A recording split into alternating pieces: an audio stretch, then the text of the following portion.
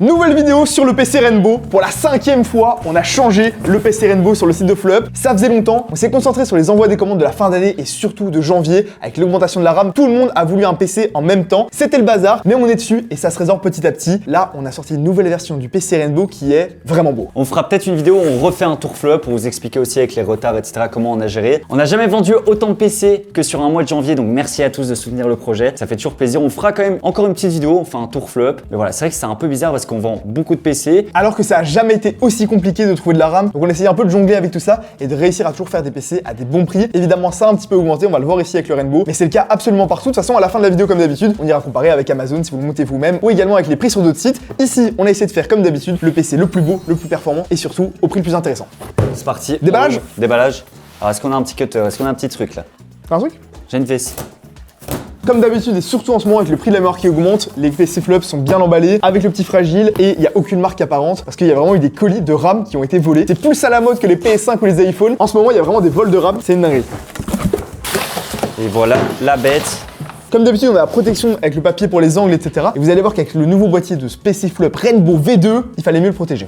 D'ailleurs, nouveau boîtier FlowUp, c'est le Elite 600. On avait déjà le boîtier Aquavision qu'on avait fait avec Cooler Master. Là, on s'associe de nouveau avec Cooler Master, les meilleurs, pour faire ce magnifique Elite 600. Vous allez voir, le boîtier est absolument magnifique. Ouais, en fait, vraiment ici, ce PC Rainbow, c'est le flagship de FlowUp. C'est chaque fois l'un des best-sellers chez FlowUp. Et donc vraiment, on essaie de trouver des bonnes marques avec qui s'associer pour essayer de faire un PC de bonne qualité, avoir du stock, une bonne rotation et surtout des bons prix. Et là, pour le coup, on peut vraiment remercier Cooler Master et Nvidia parce que grâce à eux, vous allez voir, on a fait une petite pépite. On importe des conteneurs et des conteneurs ici en Belgique et c'est grâce à ça qu'on a des bons prix.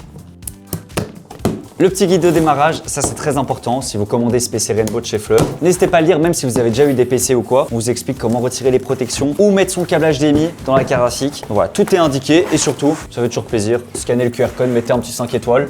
Voilà, chaque personne qui met un 5 étoiles, Mathis appelle les clients et non, tu fais pas ça? Avant, je faisais ça, ouais, quand j'avais le temps.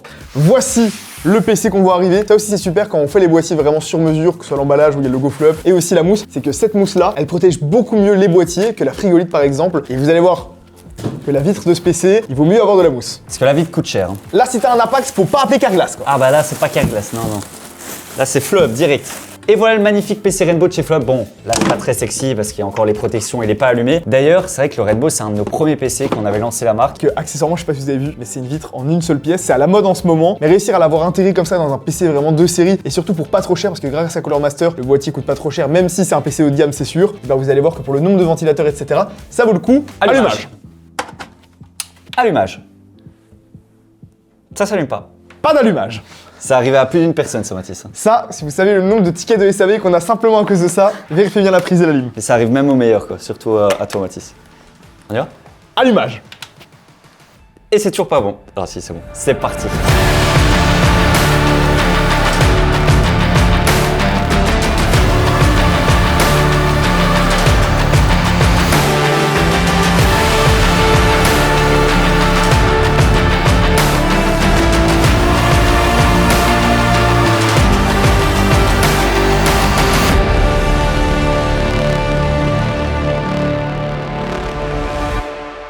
Dites-nous dans les commentaires ce que vous pensez du boîtier et des ventilateurs. C'est un peu un parti pris, on savait pas très bien si on osait ou pas, mais franchement le résultat donne super bien quand on a tous les ventilateurs qui sont synchronisés, que ce soit le water cooling ou le boîtier et le ventilateur à l'arrière. Au total, on a bien les 10 ventilateurs d'un boîtier aquarium, 1, 2, 3, Et 4, des 5, reverse, 6, 7, 8, 9, 10, et ils sont tous identiques avec ce design un peu spécial. Ouais, moi j'aime bien. Ça fait un petit effet parallaxe, infini, comme ça. C'est un peu next-gen, je trouve.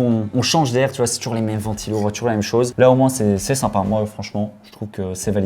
Et on a bien entendu des reverse dans le fond. On n'a pas retourné les ventilateurs, sinon ça va être dégueulasse. Donc voilà, c'est vraiment, on l'a pensé avec Cooler Master. Moi je trouve qu'il est parfait en termes d'airflow. De nouveau, c'est en PWM et tout, donc on peut absolument tout gérer. Et il est très silencieux. C'est pas parce qu'on a plus de ventilos qu'on a d'office un PC qui est bruyant, quoi. Ouais, actuellement on entend plus la lumière là qui surchauffe alors qu'on est en plein hiver que le boîtier. Vraiment, il est extrêmement silencieux et les ventilateurs du bas sont aussi en reverse. Donc vraiment, niveau airflow, c'est parfait. Et est-ce que c'est vraiment utile d'avoir 10 ventilateurs? Pas forcément, même si on a quand même des très bons composants qui vont un peu chauffer. C'est esthétique. C'est esthétique, mais surtout plus on en a, moins ils doivent tourner vite. Donc en vrai, il y a aussi le rapport du silence qui est assez intéressant. Et moi j'adore, c'est le nid d'abeille qu'on a juste au-dessus du boîtier. Ça c'est absolument magnifique, ça change un peu. En fait c'est le logo Cooler Master, mais répété en petit comme ça. C'est un beau produit, franchement, on a bien fait de prendre celui-là. Et alors le water cooling, c'est un water cooling que vous ne pouvez pas acheter sur Amazon ou peu importe quel site, vu que c'est spécialement pour les monteurs de PC, les assembleurs comme nous. Et là on a rajouté la petite vague flow up. Donc on peut pas dire que c'est un water cooling flow up. Non. C'est un water cooling Cooler Master, mais c'est le Elite Series 360 mm, toujours avec les mêmes ventilos. Et surtout, on a la qualité, c'est comme un ML360, c'est plus ou moins la même chose. Ça refroidit sans problème, des i7, des i9, des Ryzen 9. Mais c'est surtout plus récent, un peu plus haut de gamme, et puis regardez la pompe aussi qui est vraiment magnifique. Moi j'aime bien le design, c'est un peu spécial, au moins ça change de ce qu'on a l'habitude de voir. C'est un peu futuriste, j'ai envie de dire. Ouais. Ça change les ventilos, entre les ventilos et le water cooling,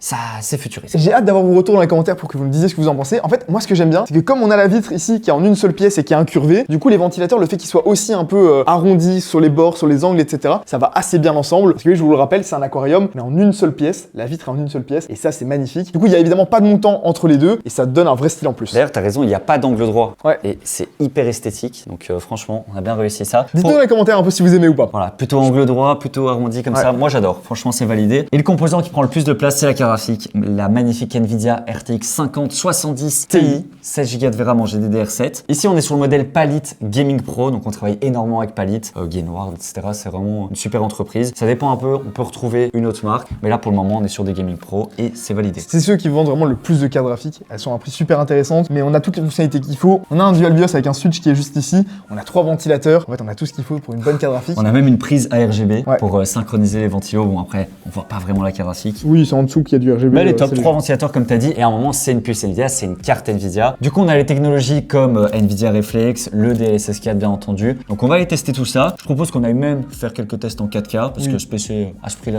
on a envie de jouer en 4K aussi. Oui, tout à fait. Le Rainbow à un moment était quasiment à 2000 € quand la RAM et les SSD étaient au plus bas. Aujourd'hui c'est impossible d'avoir le même prix. On comparera et on réexpliquera tout bien à la fin au niveau du prix. Mais on s'est dit que le Rainbow, fallait pas le passer en 16 Go de RAM. C'est pas possible. Non. Le Rainbow, quand tu dépenses autant d'argent que tu veux vraiment un PC qui va durer dans le temps et qui va avoir des bonnes performances, même si ça a augmenté en prix, on a décidé de lui laisser 32 Go de RAM. Il y a certains PC flop à 1000-1500 €. On a mis 32 quand c'était pas cher. On les a repassés en 16 parce que ça sert à rien de mettre la moitié du prix du PC simplement dans de la RAM. On est d'accord. Mais ici, ce PC Rainbow, du coup, il a toujours bien 32 Go de RAM. Et là, on remercie notre partenaire Kingston qui nous soutient depuis le début. C'est vrai que c'est important d'avoir des bons partenaires comme en ce moment avec cette pénurie de RAM où c'est extrêmement dur d'en trouver et où les prix sont explosifs. En ce moment, on peut compter sur eux. Alors, les stocks sont limités, mais on a bien du coup 32 Go de RAM. Normalement, c'est du 6000 MHz en CL30, mais comme il y a une pénurie, quand on nous propose du 36 en ce moment, on dit pas non. Ah oui, on prend ce qu'il y a, tu vois. Et d'ailleurs, il y a peut-être des gens qui se demandent, la RAM, on l'achète plus cher. Oui. On se fait pas une marge d'enculé sur la RAM. Non. On l'achète vraiment 5 à 6 fois plus cher. Ceux qui sont vraiment de la marge, c'est même pas forcément Kingston, c'est ceux qui font vraiment les puces. Donc c'est SKNX, Eux, ils sont Gucci, quoi. Et Samsung, eux, cette année, ils sont bien, tu vois. Ah oui, oui. Je pense qu'en un mois, ils ont fait le chiffre de l'année dernière. Clairement. Alors pour le processeur, on est sur le 7800X 3D. Là aussi, on a mis l'un des meilleurs. On aurait pu mettre le 9800X 3D, mais pour, je trouve,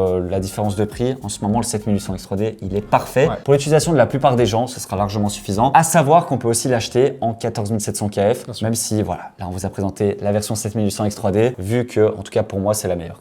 À la base, il était justement en processeur Intel, donc on laisse toujours la possibilité. Vous pouvez le prendre en processeur Intel. C'est un peu plus cher sur le site actuellement, parce qu'Intel a vraiment beaucoup réaugmenté ses prix. Prenez 7800X 3D.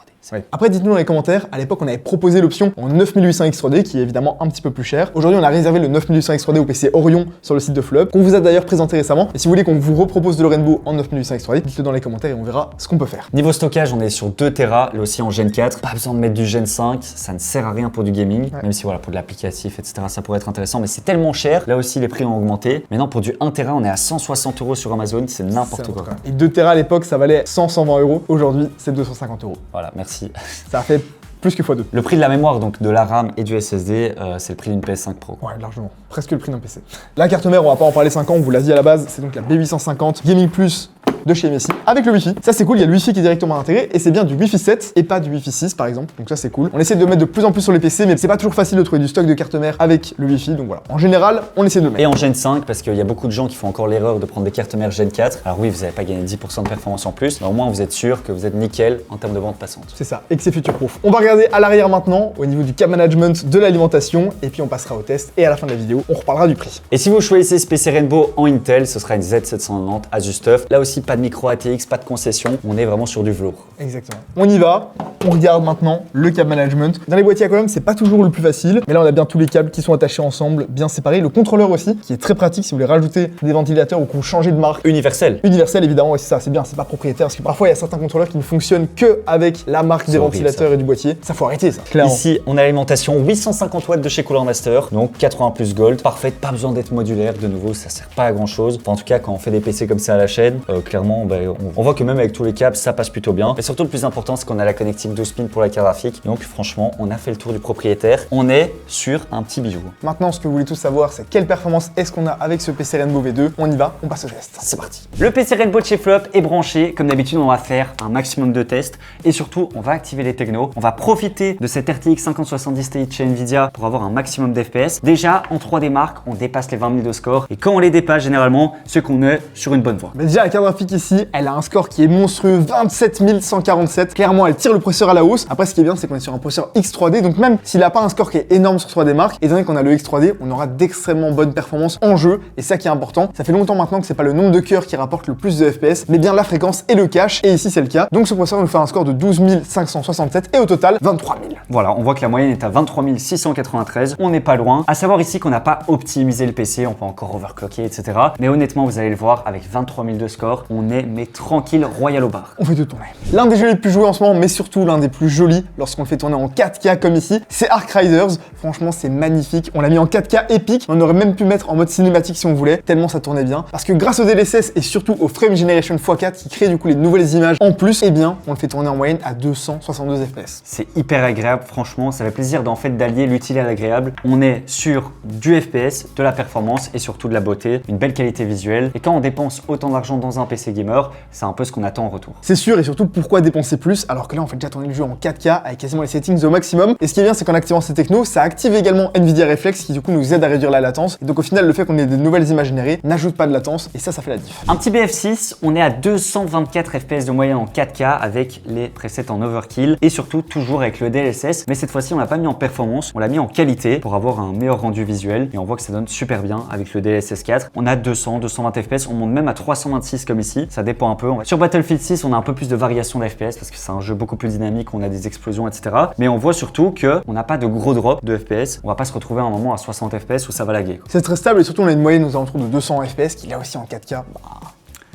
C'est énorme. Sur le Cinebench, si vous voulez faire autre chose que du gaming, faire un peu de rendu 3D, du montage, etc., on voit qu'en multithread, il a 3961 points et surtout le plus important en gaming, en single, il est à 541. Ça tient la route, hein. Et attention, c'est bien le nouveau Cinebench, c'est le Maximum Cinebench 2026. Oui. Parce qu'on est en 2026. Exactement, on s'adapte. Donc voilà, comparez le single sur d'autres processeurs, par exemple votre processeur, et vous verrez que ce 7800X 3D, c'est une arme de guerre. Le seul jeu qu'on teste toujours en 1080p, parce qu'il y a beaucoup de joueurs qui jouent en 1080p, même Scream qui était venu, c'est Counter-Strike 2. Du coup, sur CS2 ici, on peut voir qu'en moyenne, on est à 470 FPS.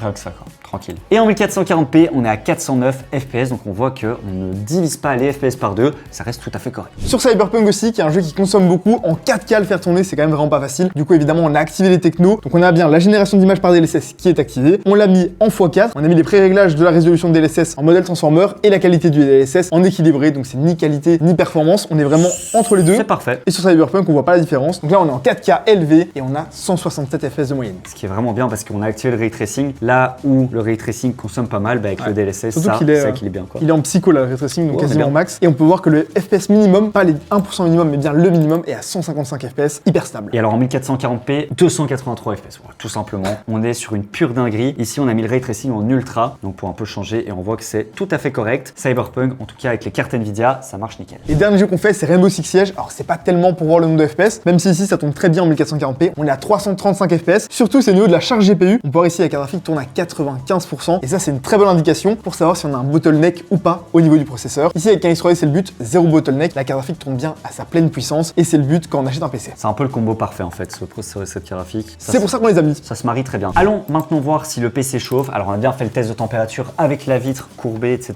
Bien sûr. Et on voit que avec le nombre de ventilateurs qu'on a, ça peut pas chauffer. Voilà, c'est pas possible. Après 39 minutes, ce qui est intéressant de voir, c'est que notre processeur est à 100%, 85 watts et surtout 70 degrés au maximum, ce qui est rien du tout. Si demain on prend un processeur Intel, un i9 13900K, on sera d'office à 89, 90 degrés. Donc là aussi, on voit que ces processeurs ne chauffent absolument pas. Le TDP est vraiment très bon. Et au niveau de la carte graphique aussi, même si c'est une grosse carte qui consomme 300 watts, elle est seulement à 72 degrés. Voilà, il n'y a aucun problème à se faire, même la DDR5 qui chauffe plus, on est à 45 degrés. Et on est bien en stress test, c'est les pires conditions, ça n'arrive jamais en gaming. Donc en jeu, au pire, vous serez à 60, 65 degrés. Ça va. 2419 € sur le site de FleuUp. C'est à ce prix-là que vous retrouvez le PC Rainbow V2. Il est absolument magnifique. Vous avez vu sa perf. Honnêtement, est-ce qu'il faut aujourd'hui avoir une meilleure carte graphique? Plus de RAM, plus de stockage, c'est un peu le Saint Graal, tu vois. De toute façon, plus de RAM, plus de stockage, c'est impayable. Et même cette carte graphique-là, la 5070 Ti, elle est quasiment introuvable. En voulant faire le panier pour comparer le prix comme on fait d'habitude, on a réussi à la trouver sur quasiment aucun site. C'est ça, elle devient de plus en plus rare et toutes les cartes graphiques augmentent un peu en prix. Donc là, voilà, 2419 €. C'est vraiment une belle affaire. Alors là, c'est avec le 7800X 3D. On a la version en i7 14700 KF pour 100 € de plus. Et puis, on a la version en 9800X 3D. Ouais, franchement, c'est intéressant. Le 9800X 3D coûte vraiment moins cher qu'avant. C'est pour ça qu'on l'a rajouté avant. La différence de prix était vraiment